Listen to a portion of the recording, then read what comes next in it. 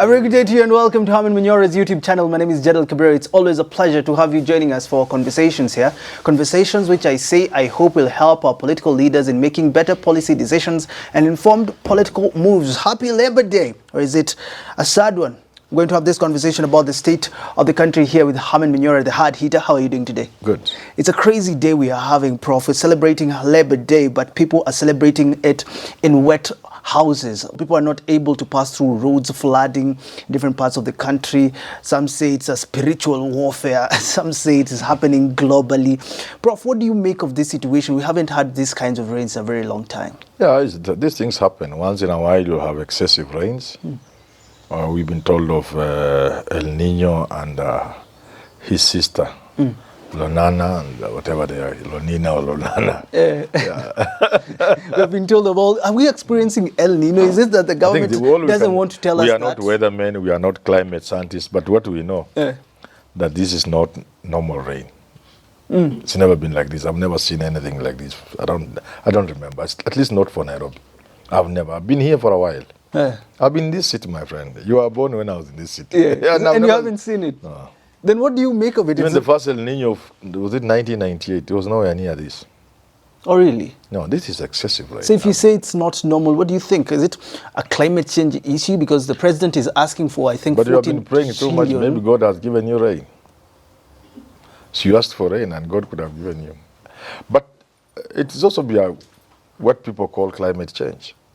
Some people laugh it off. They say there's nothing like climate change. These are just patterns that recur after several hundreds or thousands of years or whatever it is. Nothing like climate change. But it could also be climate change. But there's another story. Quickly. People are saying there have been attempts to manufacture artificial rain. You manufacture And rain. people say- I've had that conversation about science could be in the process of manufacturing artificial rain. And this could be just the experimental. And they will always experiment. I hear the idea started with Dubai or those areas. These are just stories we hear. And then China, of course, is leading science. So you can see these heavy rains wreaking havoc were in United Arab Emirates, in Dubai. You saw the airport. Then they are in China, where the suns would be coming from. And then they are in Africa, this part of where experiments on anything, drugs and anything, we are guinea pigs. It is quite possible. I'm not saying it is any scientific truth, but there is that speculation around. So you listen to senators like Samson Cherargei, Ledama Olekina, talking about Johnson Sakaja here in Nairobi, says you cannot blame him. This has been a perennial problem here in the county. Do you agree with them somehow that you cannot just blame the governor when you look at what is happening in Mathare, Kawa, Sukari, Mombasa Road? You can't blame the governor. Yeah, of course, these things have been there before Sakaja. How would you? I mean, he can do his bit. He hasn't done that bit, like unblocking sewers in any whatever stormwater drainage systems. That he can do. That has been responsible for part of the problem. But the bigger problem, you can't blame him. It's not him who built factories on the riverbeds. Yeah. Even houses being sold. Yeah, it's not him who sanctioned those houses that have been put right in blocking river. It's not him. Yeah, it's us. But the question should be, if you're elected governor, of course you need to have a disaster management plan. Where is it? Have you seen it, Prof? What you can say at a higher level of understanding, looking at things, you could say, before you run for governor, you must have an idea of what you want Nairobi to be. A sort of blueprint, a vision for Nairobi. That's actually on paper, not in your head, on paper. I doubt that he has such a vision. Not from Kenya Kwanza, the coalition that sponsored him to be governor, not from himself. Yeah. No vision. No. Then the UDA Party, people come out and say, let's look at the president. He brought this guy to us. Even though there were questions about his certification, his leadership qualification, then the president should take the blame, not Sakaja. And now they're throwing him out. UDA legislators coming out and saying Sakaja is not fit to hold office. John Kiare leading He wasn't even theirs in the first place. He was imposed on them. He was an ANC person. He was in Mudavadi's party. Because he claims to be a lawyer, so he was where lawyers are.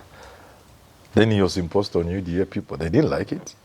So now they're throwing him under the bus because things are becoming tough. He wasn't theirs.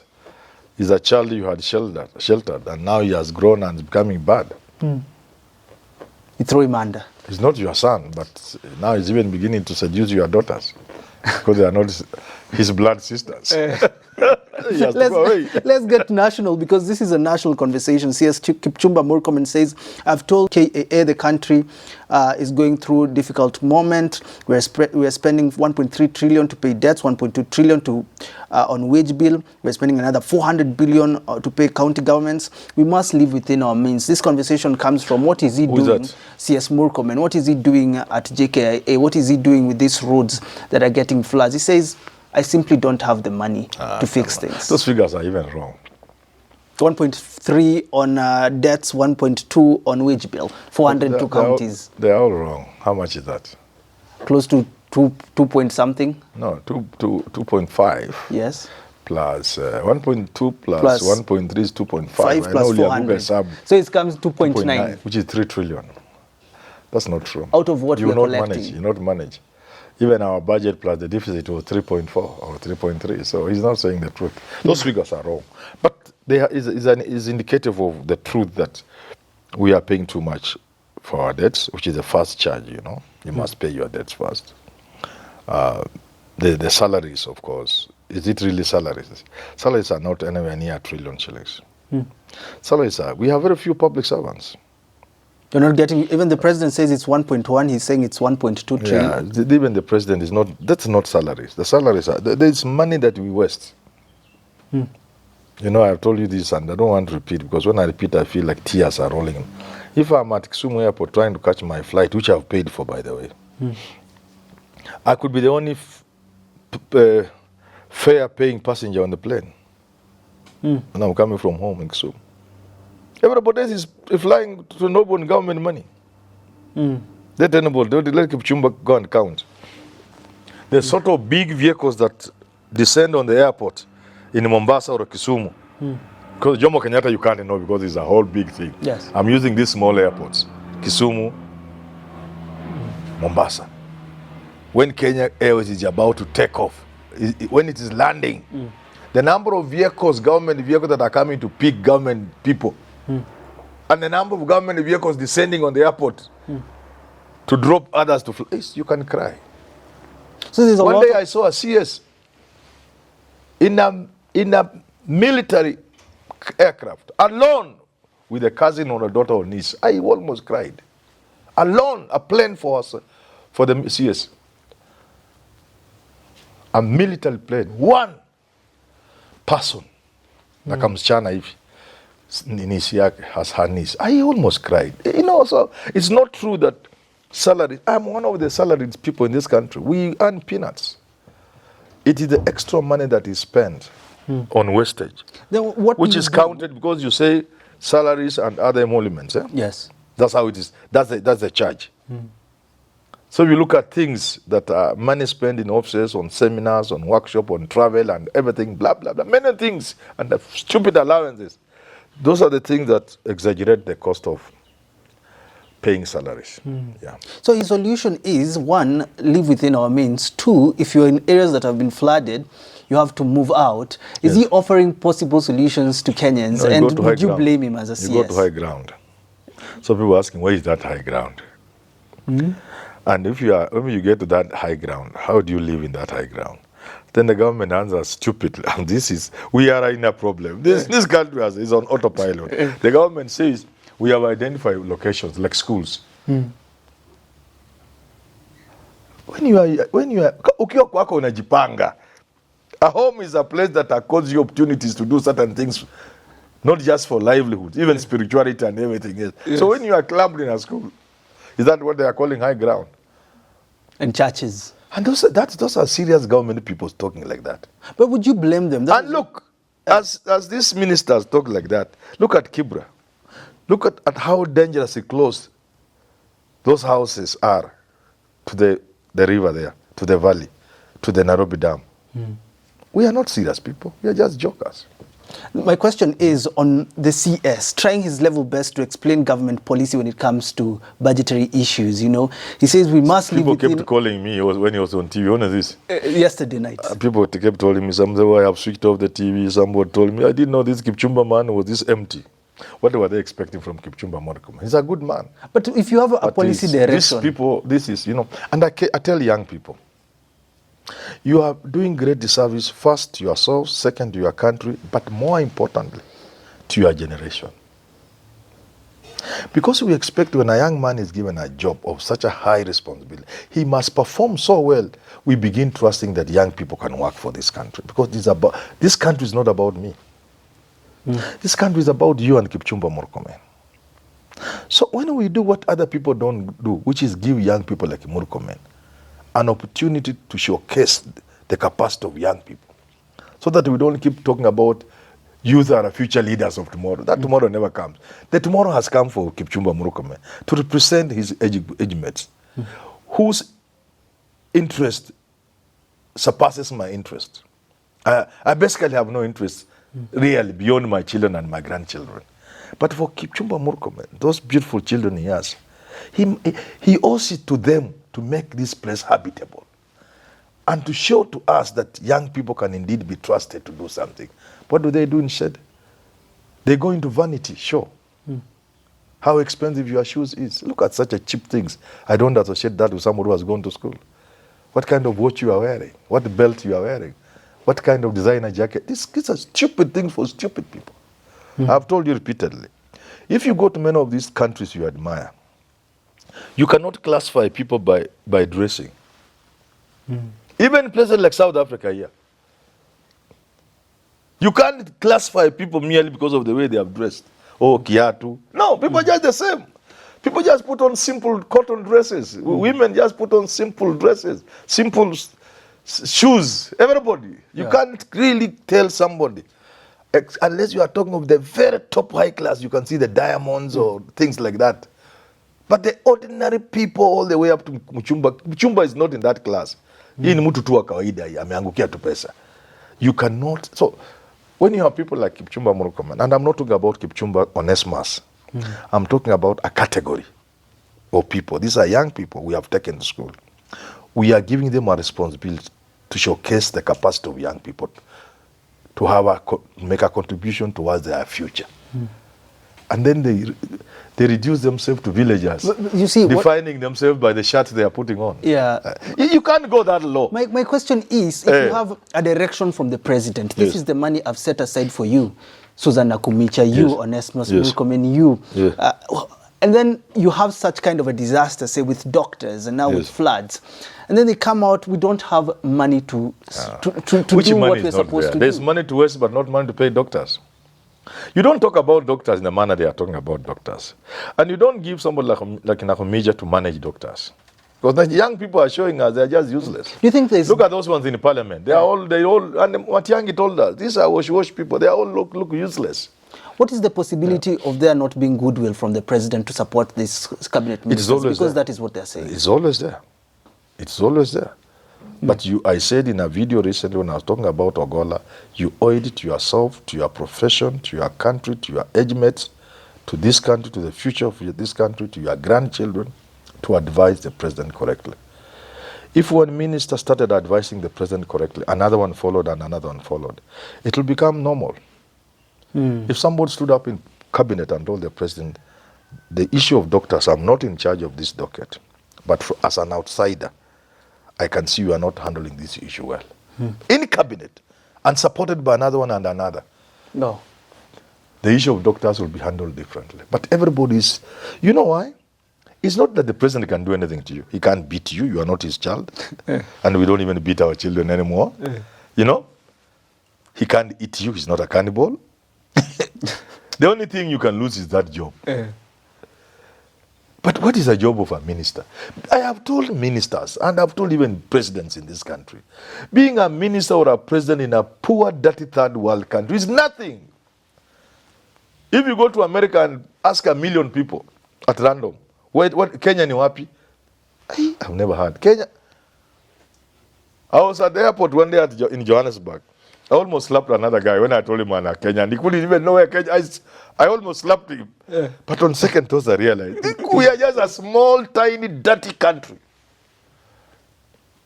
And so you owe it to the country. So even being a minister in such a stupid country is nothing. Because now, As you, with your stupid suits, you think you are anything. When you alight from a plane in London, Dubai, where, Tokyo, they just see a monkey is walking in here. They are useless person. oh, come on. Telling you. Oh, let's We do go not there. do things. We do not do things to earn respect of others. When people see us in suits, and then they look at Kibra on TV, they look at Turkana people dying on CNN, they don't count us as human beings. So finally, I want to know, now that all CSs are singing the tune of we have to live within our means, since the president said it, CS Murkomen is also talking, CS Kure is also talking about moving from permanent to contract, there's no money. What is your advice now for this, for Kenyans thinking, do we have a government? Do we have people that care as we are sleeping in wet mattresses? You know we have a government, because the countries that don't have governments like Somalia, you can see they are shaky. We thank God because we are afloat. Our vessel is afloat. And you must thank Ruto because he's kept things afloat. But the government can do better. They are not doing enough. They are doing very little, to be honest. Actually doing little. Actually, we are almost on autopilot. And that God is helping us. To tell people you have no money and look at the excesses government is engaged in. Look at the opulence. Look at the budget of our offices. Do you think we are doing well? Do you think you can stand somewhere and tell people, tighten your belts? When there's a government function, in Vihiga, the sort of huge vehicles I see, when the president is in Nyeri, look at the choppers, look at the big vehicles. Can you tell people to tighten their belts? We need action. And I want to tell this before you wind up. There's some business I wanted to do some time back. That was bringing maize from Tanzania to Kenya with some guys. And I went to Dar es Salaam. And with my late brother, God rest his soul, late cousin. Then, in the morning, taking breakfast in an average hotel. Average, not even a hotel, just a nice cafeteria. I sit with some guys and they left. Then somebody recognized me. He was a professor at the University of Dar es Salaam. He had been our external examiner. He saw me from far and he came talking to us, something like that. Then, what are you doing in Dar es Salaam? How you janiambia nimekuja hapa wewe namna gani bana? I told no. Then I told him about business, that I was waiting for offices to open. I was going to see the Minister of Agriculture. You know the coincidence? Tuba huyu jamaa mlikuwa mmekaa nani huyo? The Minister in charge of Agriculture, who was on the same table. I didn't know. In an average place, kama hizi hoteli ziko hapa tu, the kawaida mjini, not this big, not star, not even one star, the normal place tunakunywa chai hapa Nairobi. The Java types of Savannah, these small normal hotels. A minister, you couldn't know he was a minister until this country gets to a place where Murkomen remembers his roots. He knows where he comes from. He knows his background. And Murkomen is not Murkomen. I'm just telling you that. Until these people know where they came from, until these people know that 80% of the inhabitants of Nairobi stay in what we call slums, things that are worse than slums, until the ministers know over 80% of people in Nairobi have no access to clean water, tap water. Wananua mtungi ya 20 liter wanatumia for 3-4 days. Until they know there are Kenyans in their millions in this city who do not have access to a toilet. We will never go anywhere. And I'm not saying they should walk naked. But I find it awkward that you are telling people to tighten their belts. The way you are dressed from your shoe, all the way to your bling, if you are dressed on 20 million, 15 million. Imagine you are dressed on $10,000 US. Let's not go there. In cabinet. We got to wrap it If up. you told cabinet people to stand after cabinet, during a cabinet meeting, and you make an assessment, wamevaa ngapi, people who are dressed in $10,000 are there. Many. Dress from shoe, suit. There are people with a $10,000 suit. One, Birioni. Now you're making me sad now. And they are telling people to tighten their belts. And they didn't buy these suits from their money. Because recently, like Latin Timama said, these are guys who recently were putting on suits that look like pajamas. Now- You have a suit, but it looks like a pajama melala nayo. Then tomorrow you have a designer suit of $1 million shillings. This is a disaster in It's this country. Labor Day, Prof. You're making Kenyans sad. Happy Labor Day. Doctors are on strike. Mattresses are wet, while our CSs are on Gucci, Versace, and all other brands. Thank you for tuning in. Happy Labor Day to you.